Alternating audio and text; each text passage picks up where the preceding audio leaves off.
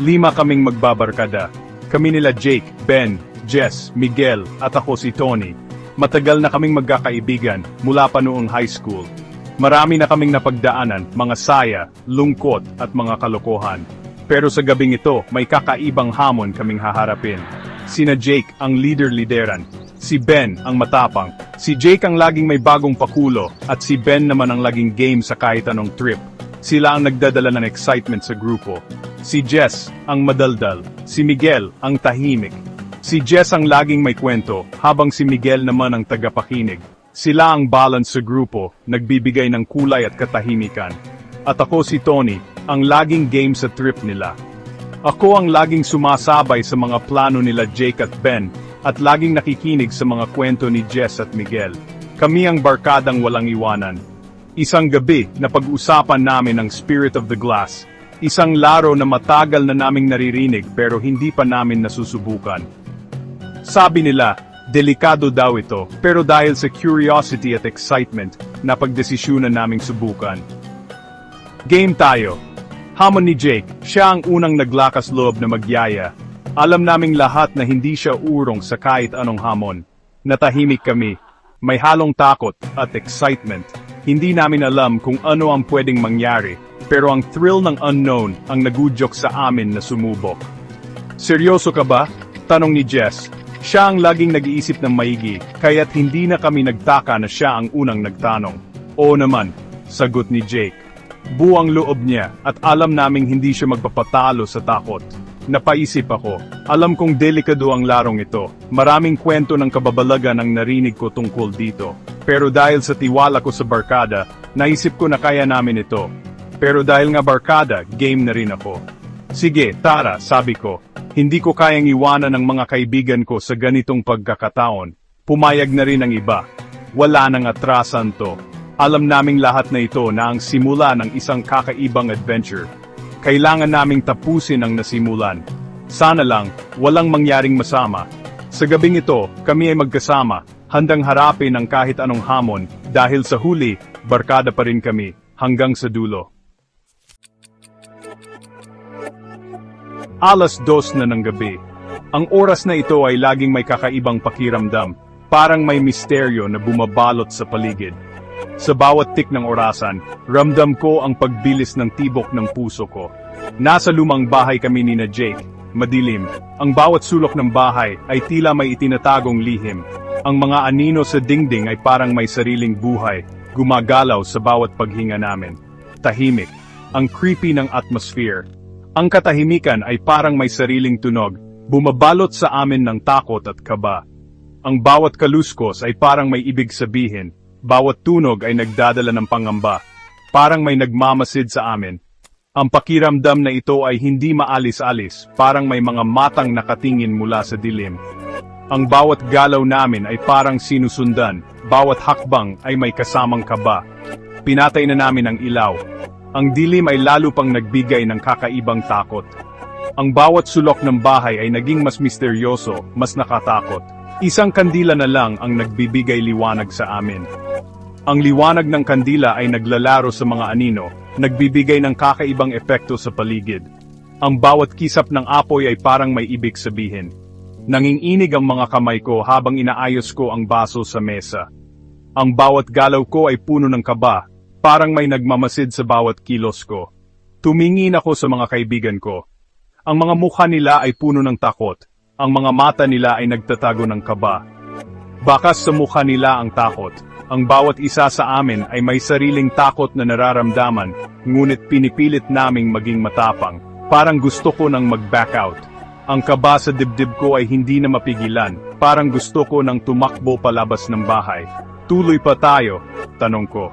Ang boses ko ay nanginginig, puno ng pag-aalinlangan. Oo naman, pre. Andito na tayo sabi ni Ben. Ang boses niya ay puno ng kumpiyansa, ngunit ramdam ko rin ang kaba sa kanyang mga mata. Pinilit kong ngumiti. Ang ngiti ko ay pilit, puno ng takot at kaba. Pero deep inside, kinakabahan na talaga ako. Ang bawat segundo ay parang isang oras, ang bawat tunog ay parang isang sigaw. Ngunit kailangan naming magpatuloy, kailangan naming harapin ang takot na ito. Sinimulan na namin ang ritual. Ang bawat isa sa amin ay may halong kaba at excitement.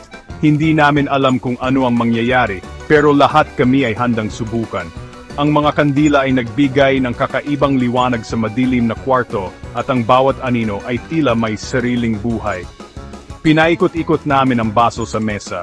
Ang bawat galaw ng aming mga kamay ay sinasabayan ng paghinga ng bawat isa. Ramdam ko ang tensyon sa hangin, at ang bawat isa ay tila nag-aabang ng isang bagay na hindi namin may paliwanag. Espiritu ng salamin, magpakita ka sa amin, sabay-sabay naming sabi. Ang mga boses namin ay naghalo-halo, at ang tunog ay tila nag-echo sa buong kwarto. Ang bawat salita ay may bigat, at ramdam ko ang pag-aalinlangan at pag-asa sa bawat isa.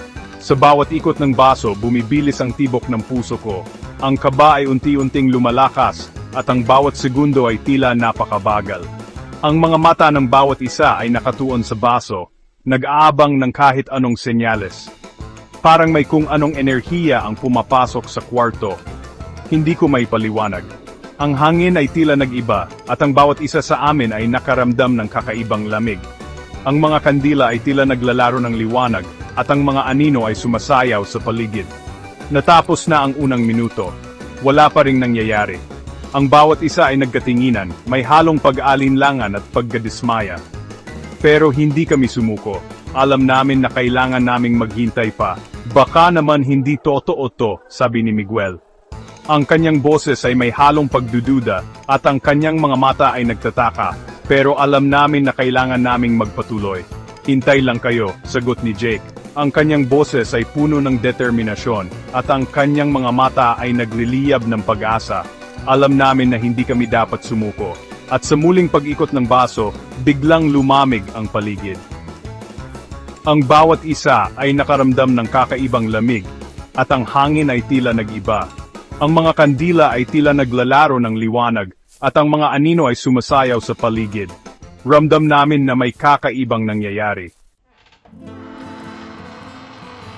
Gumalaw ang baso.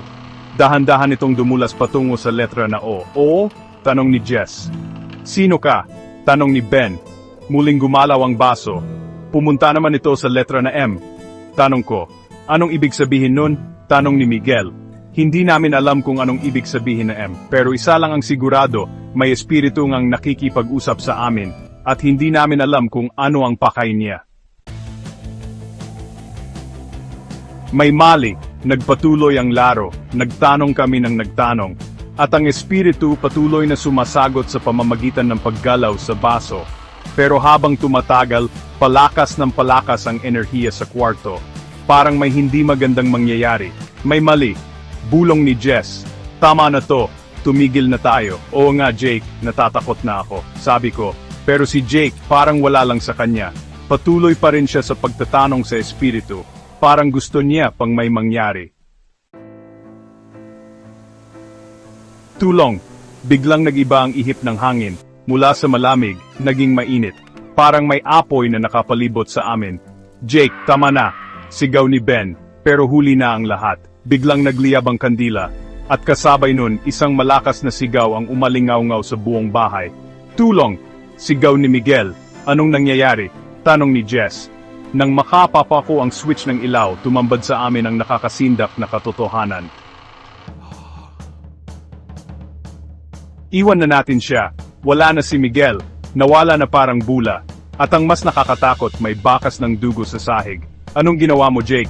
Sigaw ko, hindi ko alam, hindi ko alam. Sagot niya, tara na, umalis na tayo dito. Sigaw ni Ben, takot na kami. Hindi na namin alam kung ano ang gagawin. Tumakbo kami palabas ng bahay. Iniwan na namin si Miguel, iniwan na namin ang lahat. Hindi na ako matutulog. Hindi na kami nakatulog ng gabing yon. Paulit-ulit sa isip namin ang nangyari kay Miguel. Ang sigaw niya. Ang bakas ng dugo. Kasalanan ko to. Sabi ni Jake. Kung hindi ko sana kayo inaya. Wala na tayong magagawa pa, sagot ko. Hindi na namin alam kung ano ang gagawin. Hindi na namin alam kung paano haharapin ang kinabukasan. Ang alam lang namin, hindi na kami maglalaro ng Spirit of the Glass. Huwag nang subukan. Maraming kwentong katatakutan sa mundo, pero ang kwentong ito, totoong nangyari sa amin. At ito ang magiging aral sa amin habang buhay. Wag na wag kayong maglalaro ng Spirit of the Glass. Dahil hindi ninyo alam kung anong klaseng espiritu ang tatawagin ninyo. At kung sakaling mag-aya man sa inyo, sana matuto kayo sa karanasan namin. Dahil ang larong ito, hindi biro. At ang kapalit ng pagkakamali ay ang inyong buhay.